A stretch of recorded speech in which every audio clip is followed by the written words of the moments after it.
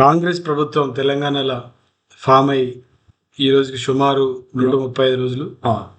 అయితే 135 రోజులు వాళ్ళు ఇచ్చిన 6 గ్యారంటీలు, అందులో ఉన్న 13 హామీలు కట్ చేస్తే మే 13 తారీఖు జరగబోయే 17 ఎంపీ ఎలక్షన్. ఓకే. అయితే ఈ 13 హామీలు వాళ్ళు 100 రోజుల్లో చేస్తామని ఇచ్చిన హామీ ప్రకారం 6 గ్యారంటీలు అమలు చేస్తాము, చేస్తేనే ఓటేయండి, మాకు రిఫరెండం ఇవ్వండి అని అడిగిన నేపథ్యంలో ఎంతవరకు 6 గ్యారంటీల అమల్లో సక్సెస్ అయ్యారు? ఒకవేళ మనం దాన్ని ఒక టెస్ట్ మోడల్లో తీసుకుంటే ఆ ఎగ్జామ్లో 6 గ్యారంటీ 13 హామీ ఎగ్జామ్లో ఎన్ని మార్కులు వాళ్ళు స్కోర్ చేయగలుగుతారు? ఆ స్కోర్ని బట్టి వాళ్ళు సక్సెస్ అయ్యారా, ఫెయిల్ అయ్యారా, ఆ రిఫరెండం ఎట్లుండబోతుందని మనం ఇలా డిస్కస్ చేసాము. ఓకే. అయితే ఈ 6 గ్యారంటీలో ఏంటంటే ఒక దానిలో 3, ఒక దానిలో 4 అట్లా హామీలు ఉన్నాయి కాబట్టి 6 గ్యారెంటీలో మొత్తం 13 హామీలు ఉన్నాయి. మనం ఏం చేస్తున్నాం అంటే ఈచ్ వన్ హామీకి 5 మార్క్స్ ఇస్తున్నాం. ఓకే. అంటే 13 హామీలకి 13 65 మార్కుల పేపర్ అన్నట్టు, క్వశ్చన్ పేపర్. ఓకే. కాంగ్రెస్ గవర్నమెంట్కి వాళ్ళకి ఇచ్చిన 100 రోజులు కూడా అయిపోయినాయి. ఇప్పుడు ఈ 100 రోజులలో సరే 130 రోజులలోనే అనుకుందాము, ఈ 65 మార్కుల్లో ఎన్ని మార్కులు సాధించగలిగారు వాళ్ళు అనేది మనము గ్రౌండ్ లెవెల్ రిపోర్ట్లను బట్టి, ఇప్పుడున్న పరిస్థితులను బట్టి మార్క్స్ ఇద్దాము. వాళ్ళ మార్కులు ఎన్ని సాధిస్తారు చూద్దాము. ఆ మార్కులను బట్టి వాళ్ళ రిఫరెండం మనం డిసైడ్ చేయొచ్చు. ఓకే. సో ఇప్పుడు తీసుకుంటే మనకు ఫస్ట్ హామీ మహాలక్ష్మి హామీలో అందులో 3 ఉన్నాయి కేటగిరీ వైజ్గా. 3 హామీలు. ఫస్ట్ గ్యారంటీలో 3 హామీలు ఉన్నాయి. మొత్తం 6 గ్యారంటీలు, 13 హామీలు. అందులో ఫస్ట్ గ్యారంటీలో 3 హామీలు ఉన్నాయి. ఒకటి మహాలక్ష్మి 2500 స్కీమ్, ప్రతి మహిళకు 18 సంవత్సరాలు నిండిన ప్రతి మహిళకి ఇస్తామనేది ఒకటి. రెండవది ఫ్రీ బస్సు. మూడవది గ్యాస్. రైట్. 500 గ్యాస్, 500 రూపాయల గ్యాస్ ఇస్తామనేది ఒక హామీ. ఈ 3 హామీలలో ఫస్ట్ తీసుకుంటే మహాలక్ష్మి బిలో ప్రావర్టీ లైన్ కింద ఉన్న 18 సంవత్సరాలు నిన్న ప్రతి మహిళకి ఈ రాష్ట్రంలో ఇస్తామనేది ఒక హామీ. కానీ వాళ్ళు ఈ గవర్నమెంట్ రాగానే ఒక అప్లికేషన్ తీసుకున్నారు అందరి దగ్గర. అందులోనే అభయస్థం అప్లికేషన్ తీసుకున్నారు. అన్ని గ్యారెంటీలకి అందులోనే అప్లై చేసుకోమని అందులో మొత్తం అన్ని పొందుపరిచారు. నింపవన్నీ జనాలందరూ పనులు వదిలిపెట్టుకొని నింపేసారు. దాని గురించి ఇంతకుముందు మనం వీడియో చేసినాం, ఆ వివరాలు చెప్పినాము. అయితే ఇందులో 18 సంవత్సరాలు నిండిన ప్రతి మహిళకు 2500 ఇస్తున్న హామీ నెరవేరిందంటే ఇంతవరకు ప్రభుత్వ లెక్కల ప్రకారము ఎక్కడ కూడా ఏ డిపార్ట్మెంట్ కూడా అసలు 2500 సంబంధించిన హామీ దాని మీద ఏం జరగలేదు. తీసుకున్న అభయస్థం కింద ఎంతమంది అర్హులు వచ్చారు, ఎంతమంది డీటెయిల్స్ ఇంతవరకు తర్వాత జరిగిన ఎవరికి ఏం చెప్పలేదు. అది అమలు చేయలేదు కాబట్టి 2500 అనే హామీ అమలు కాలేదు కాబట్టి దానికి ఇచ్చే మార్కులు ఎన్ని? జీరోనే. ఇంకేముంటుంది? 0 మార్కులు. అమలు చేయండి, మార్కులు ఏమి ఇయ్యలేము కదా. ఆబ్వియస్ గా ఒక హామీకి 0 మార్కులు. రెండో హామీ వచ్చేసి ఫ్రీ బస్సు. మహిళలకు ఫ్రీ బస్సు అమలు జరిగింది. వాస్తవానికి చెప్పుకోవాలంటే అమలు చేసిరు, 2 రోజుల్లోనే అమలు చేసిరు. దాని యొక్క పర్యవసనాలు చాలా విపరీతమైన పర్యవసనాలు, సైడ్ ఎఫెక్ట్స్ ఉన్నాయి. ఎందుకు అంటే వీళ్ళు ఫ్రీ బస్ ఒక ఉద్దేశంలో ఫ్రీ బస్ ఇచ్చారు, మహిళలు విపరీతంగా రవాణా నడుస్తుంది. కానీ ఈ ఆటో వాళ్ళలో దాదాపు ఈ రోజు వరకు 45 నుంచి 50 మంది చనిపోయారు. సరైన గిరాకీ లేక, రకరకాల కారణాలు. అంటే వాళ్ళకు అది ఫీల్డ్ లో కనపడే సైడ్ ఎఫెక్ట్ అని, చాలా దారుణమైన సైడ్ ఎఫెక్ట్. ఆ ఆటో వాళ్ళు ఎఫెక్ట్ కావడం అనేది ఒకటి. సేమ్ అందులోనే రెండో కారణం ఏంటంటే వీళ్ళ ఆటో వాళ్ళకి అట్ట జరిగితే నెంబర్ ఆఫ్ బస్సెస్ తగ్గించారు. ఆ రూట్ లో వచ్చే నెంబర్ ఆఫ్ బస్సెస్ తగ్గించారు. తగ్గడం వల్ల ఏమైందంటే బస్సు పోయే పరిస్థితి చాలా దారుణంగా ఏర్పడ్డది. ఒకరి మీద ఒకరు నిలబడిపోయే పరిస్థితి వచ్చింది. బస్సుల సంఖ్య తగ్గడం, రద్దీ పెరగడం వల్ల బస్సుల్లో ఇరుకైతుంది. సరే, ఇవన్నీ మనం టెక్నికల్ ఇష్యూస్ అదొక కారణం చేసిరా లేదా అనే దాని మీద పాయింట్లు ఇచ్చినాం కాబట్టి చేసిరు కాబట్టి దానికి 5 మార్కులు ఇవ్వాల్సిందే. అది ఇంప్లిమెంట్ అయింది. 5 మార్కులు ఇద్దామంటావా? ఓకే, ఇవ్వాల్సిందే. ఇంప్లిమెంట్ చేసినప్పుడు ఇవ్వాల్సిందే కదా. Okay, right. దాంట్లో ఇంకొకటి ఫస్ట్ గ్యారెంటీలో మూడో హామీ ఏంటంటే గ్యాస్ 500 రూపాయల గ్యాస్ కనెక్షన్ ఇస్తామని ప్రామిస్ చేసి 500 రూపాయలకే గ్యాస్ సిలిండర్. అవును. అయితే ఇంతవరకు గ్యాస్ సిలిండర్ ఇచ్చినామని చెప్పారు కానీ ఎక్కడ అమలైంది అంటున్నారు. కానీ ఇక్కడ వరకు గ్రౌండ్ లెవెల్లో ఎక్కడ కూడా మేము ఇన్ని ఒక జిల్లా యూనిట్గా తీసుకుంటే కానీ లేదా ఒక మండలం యూనిట్గా తీసుకోండి. అయితే వాళ్ళు 15 కోట్లు 16 కోట్లు ఆల్రెడీ బడ్జెట్ పెట్టినాము. ఆ బడ్జెట్ అమౌంట్ రిలీజ్ చేసినాం కాబట్టి ఆ అమౌంట్ ఏదైతే ఉందో మీరు సిలిండర్ తీసుకునే విధానంలో మార్పు ఏం లేదు. వాస్తవంగా ఈ స్కీమ్ ఇంప్లిమెంట్ చేయాల్సిన విధానం ఏంటిది? గ్యాస్ సిలిండర్ మీ ఇంటికి వస్తుంది, నువ్వు 500 కట్టాలి అంతే. నీకు ఇంటి ముందు ఎలక్షన్ ముందు చెప్పినటువంటి స్టైల్, కానీ అది జరగలేదు. ఇప్పుడు ఏమంటారంటే మీరు సిలిండర్ యాజిటీస్కి ఎప్పటిలాగానే 900 950 ఎంతైతే అంతా. కొంతమందికి ఉజ్వల్ గ్యాస్ కనెక్షన్లు ఉన్నాయి, అవి పోంగ వాళ్ళు 120 ఏమొస్తాయి, ఈ పోంగ ఎంత కడతారో అంత కట్టండి. కట్టినాక మేము ఏదైతే ఆఫ్సెట్ అమౌంట్ ఉందో 500 కరెక్ట్గా రావడానికి 400 అయితే 400 ఎంతైతే అంతా మేము అకౌంట్లో వేస్తామంటున్నారు. కానీ దానికి తగ్గ ఎక్సర్సైజ్ కానీ ఆ డీటెయిల్స్ కానీ ఎక్కడ తీసుకున్నట్టు దానికి ఆధారాలు లేవు, ఏమి లేవు. ఒక ప్రణాళికాబద్ధమైన వ్యవస్థని రూపొందించలేదు. నువ్వు అప్లికేషన్ తీసుకున్నావు అభయాస్తం కింద, వాళ్ళు అరువులా కాదని తేల్చినప్పుడు ఇక్కడ ఎట్లా వస్తుంది? ఇస్తున్నామని చెప్తే దాన్ని నమ్మడానికి అయితే ఆధారాలు లేవు. కాబట్టి ఒకవేళ నువ్వు 15 కోట్లు ఇచ్చుంటే నీ డిపార్ట్మెంట్ సిస్టర్ డిపార్ట్మెంట్ అయిన పౌరసారి ప్రసాద్ దగ్గరనే ఉంటది, లబ్ధిదారునికి అందలే కదా. అందినప్పుడు మాత్రమే నువ్వు అమలు చేసినట్టు అవుతుంది కదా. సో నువ్వు అమలు చేయలేదు. నువ్వు ఇచ్చిన 15 కోట్ల రూపాయలు ప్రభుత్వం కదా కేటాయిస్తున్నామని జీవోలు ఇచ్చినావు, కానీ జనాలకు చేరినాయా? ఒకవేళ చేరినా కూడా యాక్చువల్గా 93 లక్షల మంది అర్హులుగా మాత్రం సరిపోవాలి, చేరే అవకాశం లేదు. కాబట్టి ఎందుకంటే నువ్వు ఈ స్కీమ్ లిస్ట్ లేనప్పుడు నువ్వు ఎవరికని ఇస్తావు? ఈ స్కీమ్ దాని ప్రకారం ఈ స్కీమ్ అయితే మీరు చెప్తున్నారు కదా, అమలైతే కాలేదు. కాబట్టి దీనికి కూడా 0 మార్క్స్ ఇవ్వాల్సింది. దీనికి కొంత ఎక్సర్ చేసినట్టు కనపడుతుంది. 15 కోట్లు రిలీజ్ చేసారు కాబట్టి సరే ఒక మార్క్ ఇద్దాము. దానికి కూడా కష్టమే, కానీ అంటే నువ్వు బెనిఫిషియర్కి వచ్చినప్పుడు మాత్రమే ఇవ్వగలుగుతాం. కానీ అయినట్టు కానీ సార్ దాంట్లో ఒక భాగమైన అమౌంట్ రిలీజ్ చేసాం సార్. ఒక మంత్కి 6 మంత్ సరిపోతుందో తెలియదు, కానీ ఒక మార్క్ ఇద్దాం దానికి ఇంప్లిమెంటేషన్. ఓకే, ఈ 3వ హామీకి ఒక మార్క్. తర్వాత వచ్చేసి రైతు భరోసా 2వ హామీ. రైతు భరోసాలో కూడా 4 రకాల హామీలు ఇచ్చారు. 2వ గ్యారంటీలో 4 రకాల హామీలు ఇచ్చారు. ఒకటి రైతుకు 15,000 అంటే ఓనర్, తర్వాత కౌలు రైతుకు 15,000. వీళ్ళిద్దరి మధ్యలో తేడా ఏందో చెప్పలేదు. ఈయనకి ఇస్తే ఆయనకి ఇస్తాడా, ఆయనకి గురించి ఏం డిస్కషన్ లేదు, ఎక్సర్సైజ్ లేదు. ఒకటైతే రైతు కూలీలకు 12,000. తర్వాత ఎంఎస్పి కింద 500 రూపాయలు బోనస్ ఇస్తామన్నారు. 500 రూపాయలు బోనస్ ఇస్తామన్నారు. ఈ స్కీమ్లు నీకు ఈ 15,000 ఇంతవరకు మొదలే పెట్టలే. రైతు బంధు ఇంతకుముందు గత ప్రభుత్వం చేసినటువంటి రైతు బంధుకి దీనికి లింక్ లేదు, అసలు లేదు. కొత్త స్కీము వీళ్ళ యొక్క మన ప్రశ్న పత్రం ఇస్తే ఏం రాశారంటే రైతు బంధు అని రాసుకుంటారు. దానికి ఆన్సర్ రైతు బంధు అని రాస్తారు, కానీ అది తప్పు ఆన్సర్. అంతే కదా, రైతు బంధు ఆన్సర్ రాస్తారు. నువ్వు రైతు భరోసానే మొదలు పెట్టాలి, ఇక ఆ ప్రశ్నే ఉత్పన్నం కాదు. కాబట్టి ఏదైతే మీరు దీన్ని రైతు బంధుకి చూపించి మేము చేసినామని చెప్పడానికి కూడా, రైతు బంధు కూడా ఈ మన ఆర్థిక శాఖ మంత్రి 93 అగ్రికల్చర్ మినిస్టర్ 93% మందికి మేము ఇచ్చినామని చెప్పిండు, స్టేట్మెంట్ చేసిండు. టోటల్ 64 లక్షల మందికి ఇచ్చినామంటున్నారు. అంటే పర్సెంటేజ్ లో 93% అని చెప్పిండు. కానీ కొన్ని మళ్ళీ 1 లక్ష మంది దాకా చాలా, అంటే ఇది విధంగా నెంబర్ లేదు, కానీ చాలా మందికి రాలేదు. బిలో 5 ఎకరాలు కూడా చాలా మందికి రాలేదు. అది రైతు బంధు విషయం వీళ్ళకి సంబంధించింది కాదు, వీళ్ళ స్కీమ్ కాదు. కాబట్టి రైతు భరోసా విషయంలో వీళ్ళు చూపించేది implementation point of వ్యూలా Rythu Bandhu ఇచ్చినామంటారు. రైతు బంధుకి రైతు భరోసా వీళ్ళు ఇచ్చిన హామీకి సంబంధం లేదు. కొత్త స్కీమ్ ఇది. ఈ కొత్త స్కీమ్ లో ఇచ్చిన 4 హామీల్లో ఏ హామీ కూడా అమలు కాలేదు. అయితే అమలు కావడే స్టెప్స్ కూడా లేవు. కానీ వీళ్ళకి ఒక అవకాశం ఉండే. ఈ 500 రూపాయలు బోనస్ ఇస్తామన్నది ఈ రోజు యాజ్ ఆన్ టుడే గత 10 రోజుల నుంచి కొనుగోలు కేంద్రాలు ఏర్పాటు చేసి ఎండిపోయినాయి లక్షల ఎకరాలు ఎండిపోయినాక వచ్చినటువంటి ధాన్యాన్ని కొనుగోలు చేసేందుకు ఇంకా మీనమేషాలు లెక్కిస్తారు. కానీ అదే దాన్ని ఏమిటి 500 ఇవ్వచ్చు.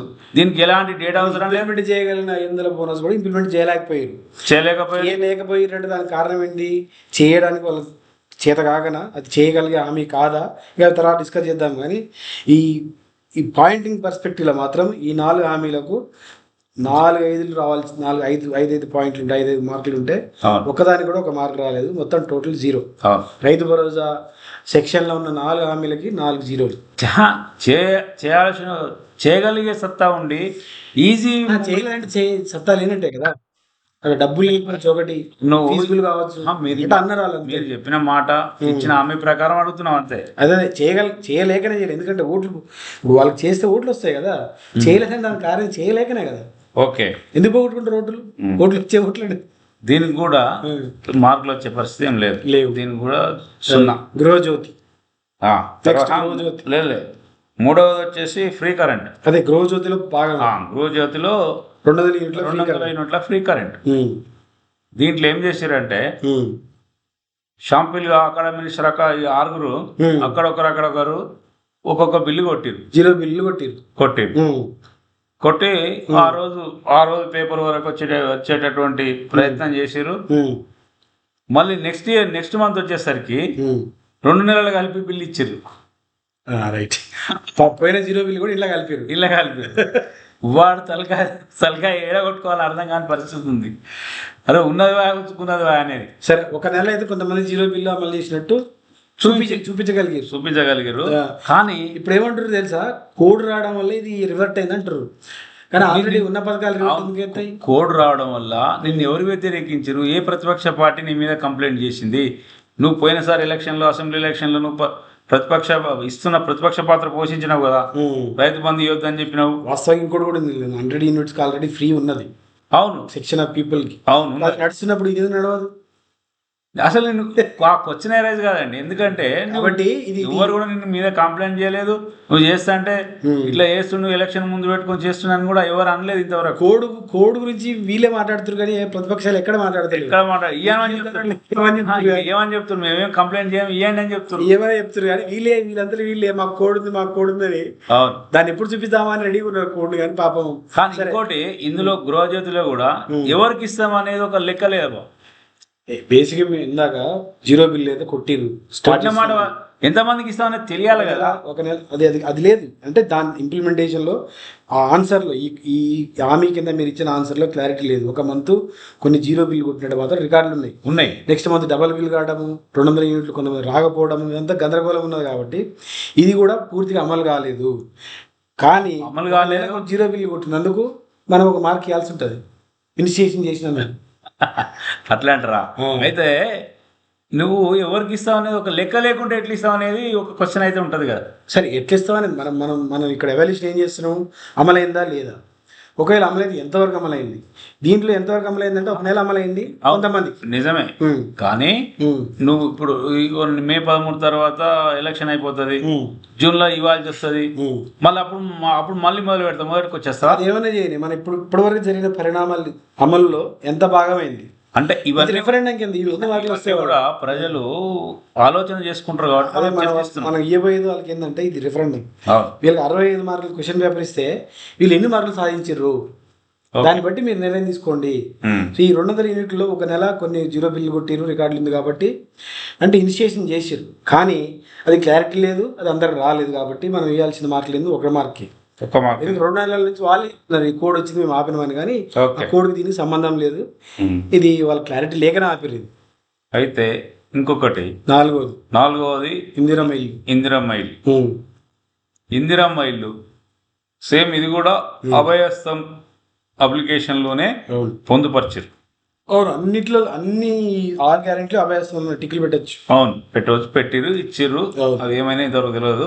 అదొక భాగం. అయితే ఇందిరమ్మ ఇళ్లలో ఖమ్మం జిల్లాలో పోయి ప్రారంభం చేసినామని ముఖ్యమంత్రి గారు ప్రకటన చేశారు. ముగ్గురు వాళ్ళిద్దరు మినిస్టర్, ఖమ్మం జిల్లా 2 మినిస్టర్లు, ముఖ్యమంత్రి గారు పోయి ప్రకటన. నమూనా ఇల్లు ఎందుకంటే ఆయన నిర్మాణ శాఖ మంత్రి పొంగులేటి శ్రీనివాసరెడ్డి గారు సొంత జిల్లాలో ఆయన నమూనా గృహం చూపించి ఒక మోడల్ హౌస్ చూపించిన మాట నిజమే, ఇస్తామన్న మాట నిజమే. ఎవరికి?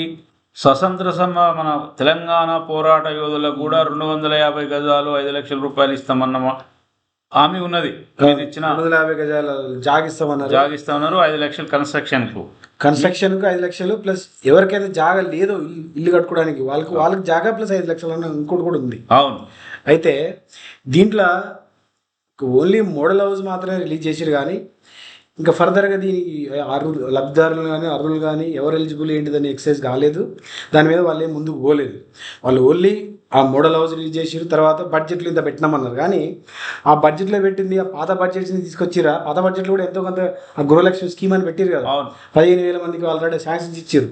ఇవి వీళ్ళు క్యాన్సిల్ చేసిరు. అయితే ఇందులో వీళ్ళు ఒక తెలుగు చేస్తే కూడా ఇంకా కొంచెం ఉద్యోగాలలో ఎట్లా తెలుగు చేసిరో చెప్పుకుర్రో అదే ఇచ్చి మేము ఇచ్చినట్టు అయిపోయింది. ఆ 15,000 అట్లా కానీ ఇచ్చేసి. అయితే ఇప్పుడు యాజ్ ఆన్ టుడే రాష్ట్రంలో పోయిన ప్రభుత్వము డబుల్ బెడ్రూమ్ నిర్మించింది. అన్ని సెమీఫైనల్ ఉన్నాయి, పూర్తి కాలేదు చాలా వరకు. అవన్నీ పూర్తి చేస్తే కూడా దాదాపు 1 లక్ష ఇళ్ళ వరకు వచ్చే అవకాశం ఉంది. డబుల్ బెడ్రూమ్ స్కీమ్ వీళ్ళది కాదు కాబట్టి ఇందిరమ్మ స్కీమ్ చేస్తారు వాళ్ళు. ఓకే. కానీ వీళ్ళు అనుకున్న స్కీమ్ లాగానే మొన్న పోయిన గవర్నమెంట్ పెట్టింది మహాలక్ష్మి. వాళ్ళు కూడా సేమ్ 3 లక్షలు ఇస్తాము, మీరు సొంత జాగ్రత్తలు కట్టుకోమన్నారు. 15,000 మందికి శాంక్షన్ ఇచ్చారు. వీళ్ళు ఆ డబ్బులు శాంక్షన్ చేసిందంటే 15 లక్షలు మేము 15,000 మేము ఇచ్చినామని చెప్పుకోవచ్చు ఇద్దరం ఇళ్ళ కింద. కానీ ఇలా పరిస్థితి లేదు. అంటే మినిస్టర్ గాని ముఖ్యమంత్రి క్యాబినెట్ దీని మీద సమగ్రమైన చర్చ జరగలేదు. చేయాలన్న ఆలోచన కూడా వీళ్ళకి 134 రోజులలో రాలేదు. మళ్ళీ వీడు తీరా మొన్న 2-3 రోజుల క్రితం స్టేట్మెంట్ ఏంది, కోడ్ వచ్చింది. కోడ్ అయిపోయిన తర్వాత మేము పరిశీలన చేస్తామని ఒక మాట వచ్చింది. నువ్వు 100 రోజులలో అమలు చేస్తామని ఎలక్షన్ ముందర చెప్పినావు.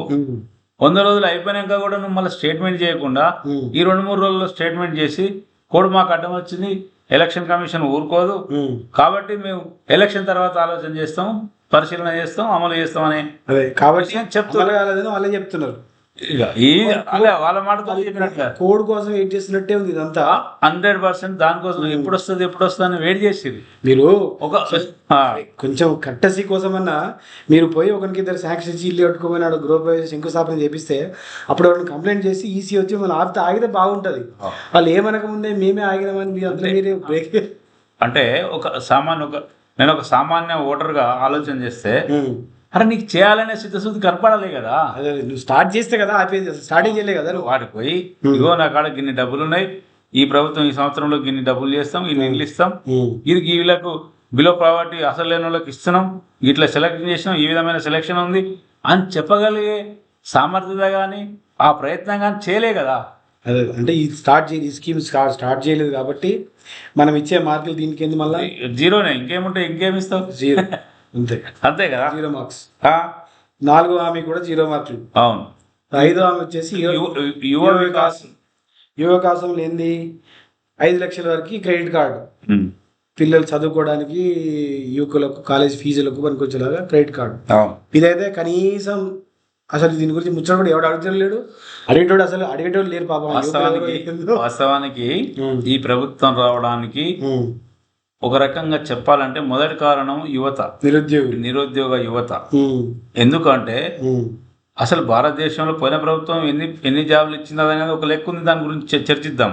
దాన్ని వదిలేస్తే విపరీతమైనటువంటి క్రేజ్ తీసుకొచ్చారు. అంటే నిరుద్యోగుల్లో బాగా అన్రెస్ట్ తీసుకొచ్చి పెద్ద ఇష్యూ చేసి గవర్నమెంట్ వ్యతిరేకత తీసుకురావడంలో కాంగ్రెస్ సక్సెస్ అయింది. నీకు యూనివర్సిటీలలో, కాలేజీలలో, చిన్న కాలేజీలలో ప్రతి దగ్గర వాస్తవంగా అయితే అన్ని అబద్ధాలు ఇప్పుడు చెప్పినాయి. అవును, ఇప్పుడు తెలిసింది. కానీ ఇప్పుడు ఆ యువతకి ఇప్పుడు అర్థమవుతుంది. అట్లా లేపి రాదు సోషల్ మీడియా. అయితే దీనికి ఒక పోయిన నోటిఫికేషన్ లో ఒక 30,000 ఉద్యోగాలు మొన్న సర్టిఫికేట్ జారీ చేసారు వాళ్ళు. బీఆర్ఎస్ గవర్నమెంట్ ఇచ్చిన 30,000 ఉద్యోగాలే రిజల్ట్ ఇవ్వాలి వచ్చినాయి. అవును, అంటే వీళ్ళు ఇచ్చిన ఏం లేవు. అయితే దానికి ప్రధానమంత్రి క్యాండిడేట్ రాహుల్ గాంధీ తోటి అవద్దని చెప్పించారండి. అబద్ధం నిజం గురించి మనం ఒక కులకృష్ణ సెర్చ్ చేయాలి. ఓకే, ఈ కాంగ్రెస్ పార్టీ అబద్ధాల మీద స్టార్ట్ అయింది, అదంతా అబద్ధం పోతుంది. నోటిఫికేషన్ ఉంటే మనం డైరెక్ట్ చెప్పేటోళ్ళం కదా, ఫ్రీ బస్ చేసిరనే చెప్తున్నాం. ఏమి అవద్దమే, మాట్లాడడం లేదు. ఈ వికాసంలో వాళ్ళు చేసింది ఏం లేదు, జీరో. 5 గ్యారంటీ కూడా జీరో. 6వ గ్యారంటీ చేయుత 4,000 రూపాయల పెన్షన్, 10 లక్షల రూపాయల ఇన్సూరెన్స్ ఆరోగ్యశ్రీ. అయితే ఈ 10 లక్షల రూపాయలు అనేది ఆల్రెడీ ఉన్నదే, పోయిన ప్రభుత్వమే చేసింది, ఇంప్లిమెంటేషన్ ఉంది ఆల్రెడీ, ఉన్నది. కానీ వీళ్ళు రాగానే మళ్ళీ ఒకటి మేమే చేసినామని మళ్ళీ గ్రూపరేషన్ చేసి అంతే, అదే జరిగింది. కానీ 4,000 పరిస్థితి 4,000 పెన్షన్. అయితే ఈ 4,000 పెన్షన్లో ఈ రాష్ట్రంలో పోయిన ప్రభుత్వంలో 47 లక్షల మంది ఉన్నారు. అంటే ఆ చేయుత కింద వచ్చినటువంటి అందరూ ఒంటరి మహిళలు కానీ, వృద్ధాప్యం కానీ, రకరకాల స్కీములు, వీళ్ళందరూ కూడా 47 లక్షలు ఉన్నారు. 40 వీళ్ళు డిసెంబర్ 7 నాడు వస్తే జనవరి 1కు ఇవ్వాలి కదా, 2,000 లెక్కన. వీళ్ళు చెప్పిన ప్రకారం అయితే 4,000 ఇవ్వాలి, పాత పద్ధతి అయితే 2,000 ఇవ్వాలి. జనవరిలో అన్ని లెక్కలైనా రెడీగా ఉన్నాయి, కొత్తగా లెక్క పెట్టేది ఏం లేదు. ఎవరైతే 2,000 వస్తే 4,000 చేసేసి లబ్ధిదారుల పట్టిక రెడీగా ఉంది. అమౌంట్ పెంచడమే అందులో ఏమి నువ్వు ఎక్సైజ్ చేయాల్సిన పనే లేదు. కానీ జనవరి నెల 2,000 కూడా విడుదల చేయలేదు. అంటే పాత ఏదైతే ఆసరా పెన్షన్ ఉందో అది కూడా ఇవ్వలేదు. ఈ చేయుత 4,000 పక్కన పెడితే దీనికి 0 మార్కులు ఇస్తున్నాం, కానీ పాతది కూడా దాన్ని ఏప్రిల్ 19వ తారీఖులో ఉన్నాం కదా. ఈ ఒక నెల వీళ్ళకు ఈ 47 లక్షల మందికి 2,000 లెక్కన 2,116 లెక్కన ఎగ్గొట్టింది ఈ ప్రభుత్వం. వాళ్ళకి అప్పున్నారు. అంటే మనకి యాక్చువల్ నెగిటివ్ మార్క్ ఇచ్చేది మనం ఉంటే దీంట్లో ఒక 2 మార్కులు నెగిటివ్ వచ్చే నెగిటివ్ మార్కింగ్ లేదు. వాళ్ళు ఇంప్లిమెంట్ చేసిన దానికే మార్కులు ఇస్తున్నాము. ఇది 6వ గ్యారంటీ చేయుత 0% ఇంప్లిమెంటేషన్ ఏం లేదు కాబట్టి వీళ్ళు ఆన్సర్ రాయాలి, దీనికి అటెంప్ట్ చేయాలి అసలు. అయితే ఇంకొకటి మనం రుణమాఫీ, మన రైతు భరోసాలో ఇంకొకటి మర్చిపోయినాం మనం. రుణమాఫీ 2 లక్షల రుణమాఫీ కూడా 2 లక్షల రుణమాఫీ మనం ప్రస్తావించలేదు. అది డిసెంబర్ 9 అన్నాడు. ఏప్రిల్ 15 తారీఖు నాడు ఏమన్నాడంటే కోడ్ వచ్చింది కాబట్టి మేము మళ్ళీ ఆగస్టు 15 వరకు అమలు చేస్తామని చెప్పిండు. నువ్వు డిసెంబర్ 9 ఉరకండి అని అసలు అది ఇన్ని వాయిదాలు పెడుతుంది కదా. నేను ఒకటి అనుకుంటున్నాను ఏంటంటే, ఇన్ని వాయిదాలు ఉట్టి మాట నోట్లో ఈజీగా వస్తుంది కాబట్టి మాట్లాడుతున్నాను. ఆ మాట్లాడే బదులు మాట్లాడిన ప్రతి వాయిదాకి ఒక 5,000 10,000 రుణమాఫీ చేసుకోకపోతే ఇన్ని వాయిదాల్లో అది అయిపోయేదేమో. అయితే మాటలే కానీ మాటతో పాటు ఇది వాయిదా తీసుకుంటున్నావు కదా, వాయిదా తీసుకున్న ప్రతిసారి 10,000 రుణమాఫీ, ఇంకో 15 అట్లా చేసుకోకపోతే ఎంతో కొంత మాఫీ అయ్యేది.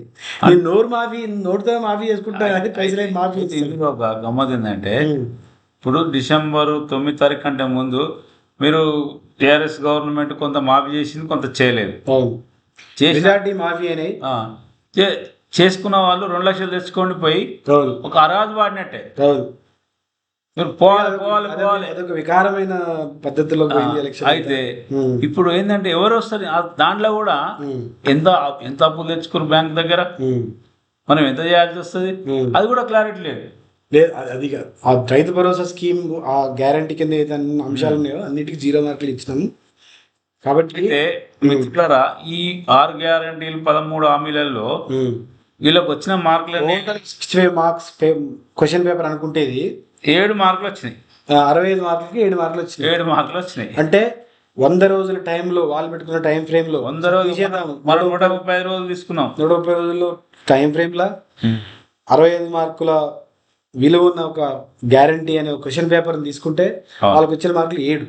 అవును. సో ఈ 7 మార్కులు అంటే 10%, 10% చిన్న 10.7% వాళ్ళకి స్కోర్ చేయగలిగారు. అంటే దాని అర్థమైంది, పాస్ అయినట్టు ఫెయిల్ అయినట్టే మీకు తెలుసుకోవచ్చు. Easy simple. 35 మార్కులు 100కి 35 మార్కులు రావాలి. ఈ రాజకీయాలలో రాజకీయ నాయకత్వానికి ఒక ప్రగాఢమైన విశ్వాసం ఉంది ప్రజల మీద. ఎందుకంటే మేము చెప్పింది మర్చిపోతారు అనేది. మర్చిపోతారు, కొత్త ఎక్కిస్తాము, మళ్ళీ నెక్స్ట్ మళ్ళీ చేస్తామనే ఒక ప్రగాఢమైనటువంటి విశ్వాసంతో రాజకీయాన్ని నడుపుతున్నారు. కాబట్టి ప్రజలు అంటే మీరు ఇంత ఎలాబొరేట్గా చదవాల్సిన అవసరం లేకుండా మా వంతు సాయంగా బ్రీఫ్గా వాళ్ళ పనికి మనం ఇచ్చిన మార్కులు, వాళ్ళు చెప్పిన ఇవి చేసిన ఇవి ఇది జరిగింది. సింపుల్ గా ఒక ప్రయత్నం చేసిన మిత్రులారా, మిమ్మల్ని డైవర్ట్ చేయాలని, ప్రజలను డైవర్ట్ చేసి కొత్త ఇష్యూస్ క్రియేట్ చేసి మళ్ళీ కూడా ఓట్లు వేయించుకోవాలని వాళ్ళు అనుకుంటున్నారు. కాబట్టి మీ ప్రయారిటీస్, మీకు పనికొచ్చే విషయాలు ఈ ఈ ఈ మార్కింగ్ సిస్టమ్ ద్వారా తీసుకురావడం వల్ల ఏం చేస్తున్నాం అంటే, ఇక మీకు సింపుల్గా రెండు ముక్కలకు అర్థమవుతుంది. వీళ్ళు చేస్తామన్న పని ఇది, చేసిన పని ఇది, వాళ్ళు పాస్ అయినట్ట ఫెయిల్ అయినట్ట క్లియర్ కట్గా 65 మార్కులకి 17 మార్కులు వచ్చి 7 మార్కులు వచ్చినట్టు ఫెయిల్ నట్టే. మామూలు ఫెయిల్ కాదు, వాళ్ళు చదువు కూడా పనికిరారు. బడికి పంపేది అంటారు చూడు ఊళ్ళో అయితే, వాళ్ళు పనికిరారు. ఇంకా బడికి పంపిస్తే తిండిదండ బర్ల కాడుకో పంపించాల్సిన పరిస్థితి వెళ్ళదు. అలాంటి ఒక విద్యార్థికి ఉండాల్సినటువంటి లక్షణము మనం చదువుకోకపోతే, వాడు చెప్తే తినకపోతే ఇక బడి ఎందుకు రా దండగా బైకాడికి పంపి అంటాం కదా. కాబట్టి అలాంటి పరిస్థితి. రిఫరెండం ఏంది అంటే, మీరు రిఫరెండం ఇవ్వదలుచుకుంటే మాత్రము వీళ్ళు అటర్ ఫ్లాప్ అయ్యారు. కాబట్టి మీరు రిఫరెండం ఏంది, అటర్ ఫ్లాప్ అయిన వాళ్ళకి మళ్ళీ కూడా ఓటేస్తే మనం మళ్ళీ బడికి పంపించినట్టే వాడిని. కాబట్టి వాడికి వేరే పని చూపించాలి, వాడికి చేతైన పని చూపించాలి. వీళ్ళు దీన్ని పనికిరారు, అంతే కదా చెప్పి క్లారిటీ వచ్చేసింది. ఓకే, దీని మీద ఆలోచన చేసి నిర్ణయం తీసుకోవాలి మిత్రులారా. జై తెలంగాణ, జై హింద్.